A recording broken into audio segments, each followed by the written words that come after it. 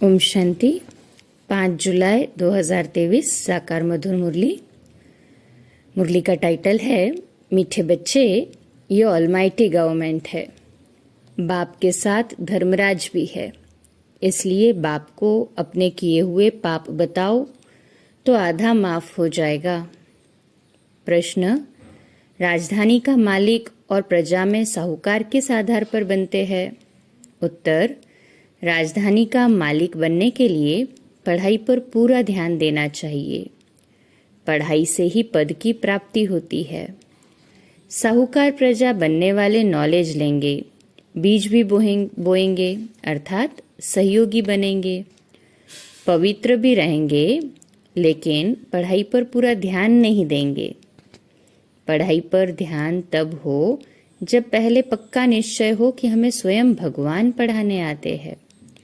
अगर पूरा निश्चय नहीं तो यहाँ बैठे भी जैसे भुट्टू है।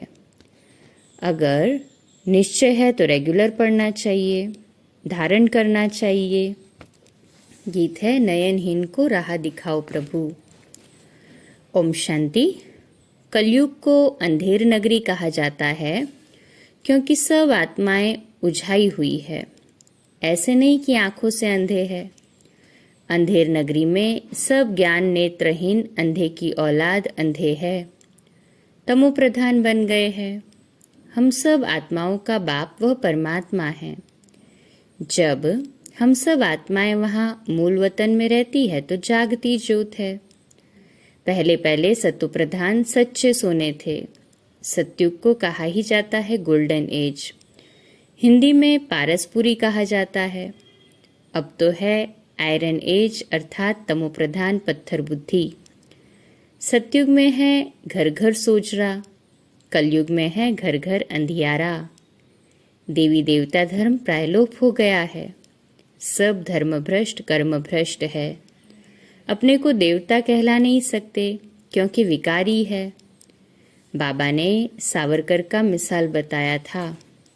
उनको कहा गया कि आदि सनातन तो देवी देवता धर्म था, तुम फिर आदि सनातन हिंदू महासभा क्यों कहते हो? तो बोला, दादाजी हम लोग अपने को देवता कह नहीं सकते क्योंकि हम अपवित्र है। तो अब देवता धर्म की स्थापना हो रही है क्योंकि ये मिशनरी है ना। जैसे क्राइस्ट आया तो क्रिश्चियन थे नहीं। इस समय भी देवता धर्म है नहीं। अब ब्राह्मणों की स्थापना हुई है। ब्राह्मण फिर देवी देवता होने वाले हैं। परमपिता परमात्मा कहते हैं, मैं हूँ देवी देवता धर्म की स्थापना करने वाला। मैं तुम आत्माओं का पारलौकिक पिता हूँ, जो मैं तुम सब को भेज देता हूँ। जैसे वह क्रिश्चियन की मिशनरी है, वैसे ये देवता धर्म की मिशनरी है। स्वयं पारलौकिक परमपिता परमात्मा कहते हैं, बच्चे तुम जो भी सुनते आए हो सब झूठ है। भल ड्रामा अनुसार फिर भी ये होना है, परंतु इस माया की बॉन्डेज से छुड़ाने कल्प कल्प मैं आकर समझाता हूँ और आकर ब्रह्मा द्वारा देवता धर्म की स्थापना कराता हूँ। द्वापर से फिर और अनेक धर्म स्थापन होते हैं। उस समय देवता धर्म है नहीं, उसको कहा जाता है रावण राज्य। गीता तो है भारत का सर्वोत्तम शास्त्र क्योंकि भगवान का गाया हुआ है और सभी शास्त्र मनुष्यों के गाए हुए हैं। श्री कृष्ण ने तो सतयुग में प्रालुब्ध पाई है। अब बाबा कहते हैं, मैं आया हूँ लक्ष्मी नारायण का राज्य स्थापन करने भारत में। ऐसे और कोई गीता सुनाने वाला कह न सके। भगवान ही कहते हैं, हे भारतवासी बच्चे मैं आया हूँ ब्रह्मा द्वारा देवता धर्म स्थापन करने। पहले तो ब्रह्मा द्वारा ब्राह्मण चाहिए। देवताएं तो प्रालब्ध भोगते हैं ना, वह किसका कल्याण नहीं कर सकते। वह तो राज्य लोग हैं। सतयुग में तो सभी सतो प्रधान हैं। वहाँ संपत्ति बहुत है, माया होती नहीं, इसलिए उनको स्वर्ग कहा जाता है। अब भारत नर्क है और कोई भी गीता सुनाने वाले ऐसे कह न सके कि काम महाशत्रु है। इन पर विजय पाने से तुम स्वर्ग के मालिक बनेंगे। भल तुम सारे भारत में जाओ, कोई भी ऐसा कह नहीं सकता, क्योंकि खुद ही विकारी है। उन बिचारों को भी ये पता नहीं कि सबका अंतिम जन्म है। बाबा बतलाते हैं कि पहले तो इनका ये बहुत जन्मों के अंत का जन्म है, जिसमें मैं प्रवेश करता हूँ।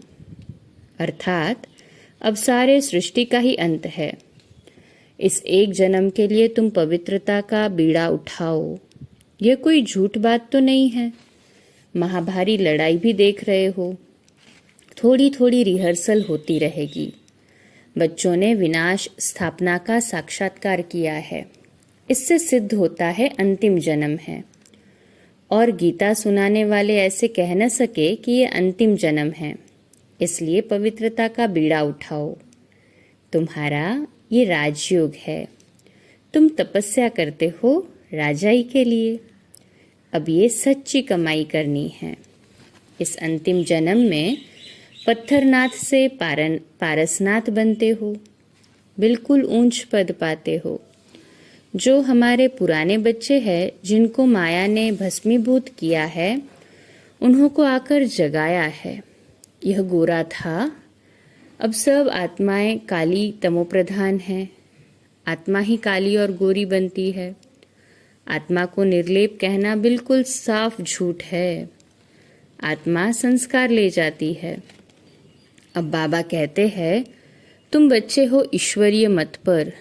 यूरोपियन लोग भी कहते हैं, भारत में गॉड गॉडेस की राजधानी थी, भगवान राम, भगवती सीता, परंतु उनको भगवान कह नहीं सकेंगे। वह तो डीटिज्म है। वहाँ भगवान कोई नहीं है। भगवान तो एक ही है ना।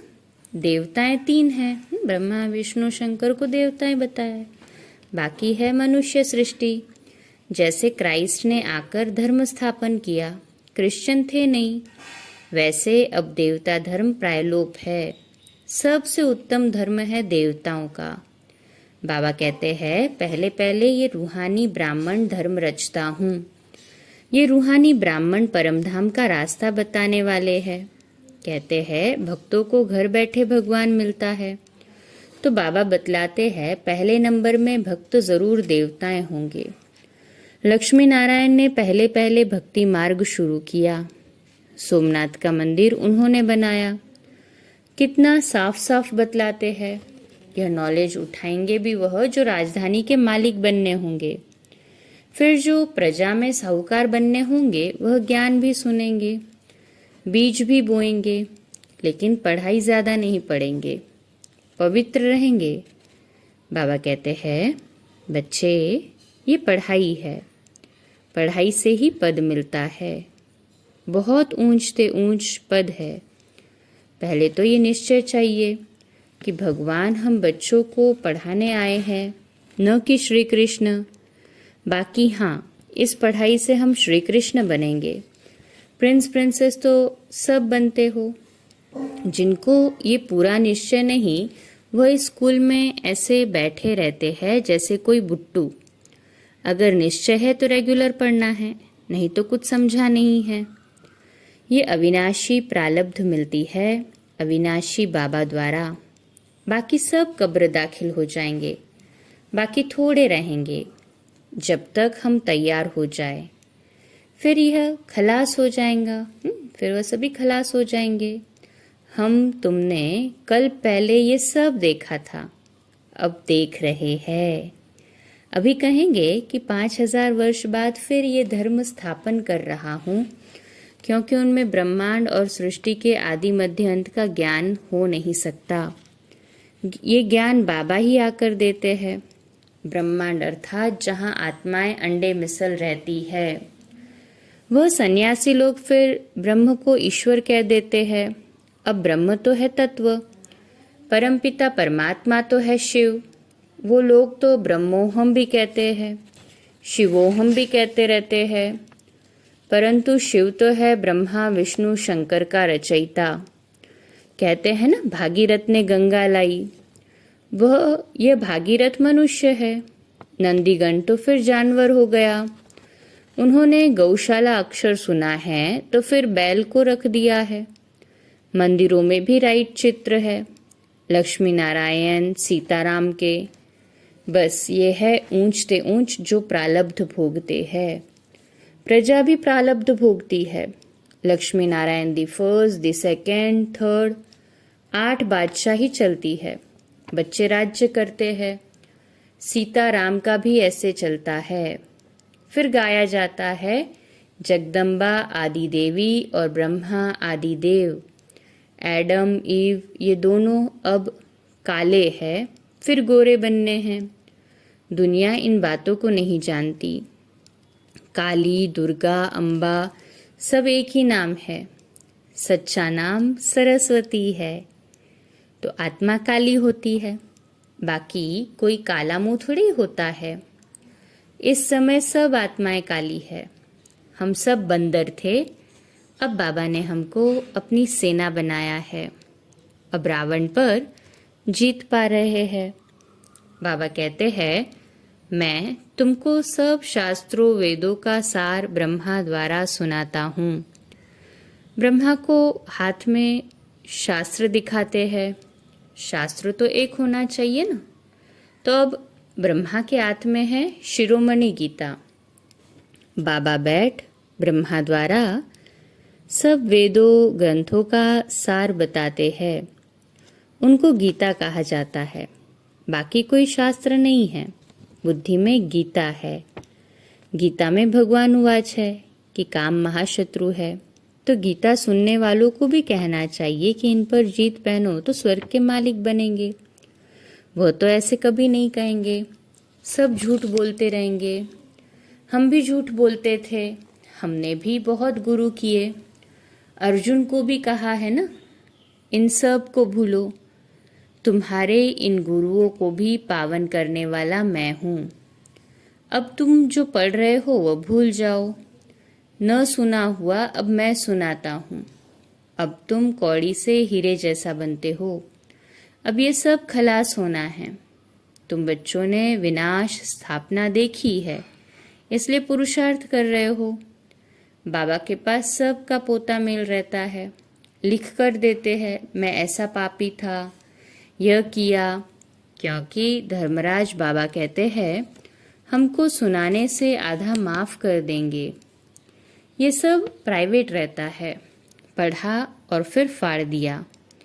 ये ऑलमाइटी गवर्नमेंट है ना। अभी अर्जुन छोटा झाड़ है। इसका मालिक खुद भगवान है। धीरे धीरे वृद्धि होगी। माया झट मुरझा देती है। कहाँ की बात कहाँ कहानी के रूप में बता दी है। कहाँ हमारे लक्ष्मी नारायण मर्यादा पुरुषोत्तम और पुरुषोत्तमनी महान पवित्र थे। यहाँ तो सब अपवित्र है। वह था पवित्र गृहस्थ आश्रम धर्म। यहाँ अपवित्र गृहस्थ अधर्म है। पूछते हैं, फिर दुनिया कैसे चलेगी? बाबा कहते हैं, ये दुनिया रहनी ही नहीं है, खलास होनी है। ये अंतिम जन्म है, इसलिए काम कटारी चलाना छोड़ दो। तुमको जन्म जन्मांतर विकारी माँ बाप से विष का वर्षा मिलता आया। अब मैं ऑर्डिनेंस निकालता हूँ, विष का वर्षा बंद करो, नहीं तो वैकुंठ जा नहीं सकेंगे। विकारों पर जीत पहनेंगे तो स्वर्ग में जाएंगे, नहीं तो पाताल। राम राज्य आकाश तो रावण राज्य पाताल। ये ड्रामा है। इस समय देवता धर्म वाले और धर्मों में कन्वर्ट हो गए हैं। अपने असली धर्म को नहीं जानते हैं। कोई धर्म में थोड़ा सुख देखा तो झट कन्वर्ट हो जाते हैं। इसको कहते हैं हाफ कास्ट। यहाँ के भी जो ब्राह्मण कास्ट में आए हैं लेकिन पुरुषार्थ में कमजोर है तो प्रजापद मिलेगा। साफ बात बतलाते हैं। ये तो कहते हैं ऋषि मुनि आदि त्रिकालदर्शी थे, लेकिन जब जगत मिथ्या कहते हैं तो फिर त्रिकालदर्शी कैसे होंगे? बहुत गपोड़े लगाए हैं। कहते हैं फलाना निर्वाण धाम गया, ये भी गपोड़ा है। सबको पाठ बजाकर यहाँ हाजिर होना है। सबका गाइड बाबा है। बाबा किसी से भक्ति छुड़ाते नहीं। जब तक परिपक्व अवस्था नहीं है तो भल भक्ति करते रहे। याद रखना, हम कोई का गुरु नहीं है। जैसे तुम सुनते हो वैसे हम भी सुन रहे हैं शिव बाबा से। हम सब का गुरु वह एक निराकार है। अच्छा, मीठे मीठे सिकिलदे बच्चों प्रति माता पिता बाप दादा का याद प्यार और गुड मॉर्निंग। रूहानी बाप की रूहानी बच्चों को नमस्ते। हम रूहानी बच्चों की रूहानी माता पिता बाप दादा को याद प्यार, गुड मॉर्निंग और नमस्ते। वाह बाबा वाह, शुक्रिया बाबा शुक्रिया। आज धारणा के लिए मुख्य सार। पहली पॉइंट, इस अंतिम जन्म में पवित्रता की प्रतिज्ञा कर पान का बीड़ा उठाना है। आत्मा को काले से गोरा सतोप्रधान बनाने का पुरुषार्थ करना है। दूसरी पॉइंट है, अविनाशी प्रालब्ध बनाने के लिए निश्चय बुद्धि बन पढ़ाई रेगुलर पढ़नी है। बाकी जो अब तक पढ़ा है वह बुद्धि से भूल जाना है। आज का मीठा वरदान, विजय के उमंग उत्साह द्वारा ना उम्मीदी को उम्मीदों में परिवर्तन करने वाले निश्चय बुद्धि भव। आज का सोमान है, मैं निश्चय बुद्धि आत्मा हूँ। मैं निश्चय बुद्धि आत्मा हूँ। अगर निश्चय अटूट है तो विजय सदा है ही। विजय का उमंग उत्साह सदा रहे। ना उम्मीदी के संस्कार न हो। कोई भी मुश्किल कार्य इतना सहज अनुभव हो जैसे कोई बड़ी बात ही नहीं है, क्योंकि अनेक बार कार्य कर चुके हैं। कोई नई बात नहीं कर रहे हैं, इसलिए नाउम्मीदी का नाम निशान भी न रहे। कोई भी स्वभाव संस्कार में ये संकल्प न आए कि पता नहीं ये परिवर्तन होगा या नहीं, है ही सदा के विजयी। स्लोगन है, शक्तिशाली बनना है तो सदा खजानों की स्मृति और सिमरन में रहो। शक्तिशाली बनना है तो सदा खजानों की स्मृति और सिमरन में रहो। अच्छा, कम बोलो, धीरे बोलो, मीठा बोलो, सत्य बोलो, सोच समझकर बोलो। निमित्त भाव, निर्माण भाव, निर्मल वाणी। आज का नया दिन आप सभी को मुबारक हो, मुबारक हो, मुबारक हो। शुभ दिवस। ओम शांति।